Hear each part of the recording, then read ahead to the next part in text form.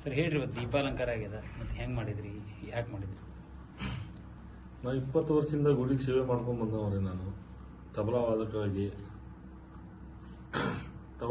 ಸೇವಾ ಮಾಡ್ಕೊಂತ ನನ್ನ ವಿಚಾರ ಬಂತು ಅಂದ್ರೆ ತಿರುಪತಿ ಕಾನ್ಸೆಪ್ಟ್ ಯಾಕೆ ರಾಮಗುರುದಾಗ ತರಬಾರದು, ದೀಪ ಅಲಂಕಾರ ಟೈಪ್ ತಿರುಪತಿಯಾಗ ಮಾಡ್ತಾರಲ್ಲ.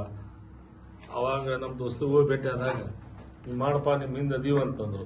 ಅಂದ್ರು ನಾ ಮತ್ತೆ ಹಿರಿಯರಿಗೆ ಆಗಿ MLA ಸಾಹೇಬ್ರ ಕಡೆ ಹೋದ್ನಿ. ಅವರು ಅಂದ್ರು ನೀವು ಮಾಡಪ್ಪ, ನಿನ್ನಿಂದ ನಾವು ಅದೀವಿ ಅಂತಂದ್ರು. ಮುಂದೆ ಮಲ್ಲಣ್ಣ ಅವ್ರ ಕಡೆ ಹೋದ್ರು, ಅವರು ಅದ ಅಂದ್ರು, ನೀವು ಮಾಡಪ್ಪ, ನಾವೆಲ್ಲರೂ ಸಹಕಾರ ಮಾಡ್ತೀವಿ. ಮತ್ತು ರಾಮದುರ್ಗದಾಗ ಕುಡು ದಾನಿಗಳು ಭಾಳ ಅದಾರೆ, ಅಪಾರ ಅದಾರ. ಅವ್ರಿಗೂ ಭೇಟಿ ಆದೆ.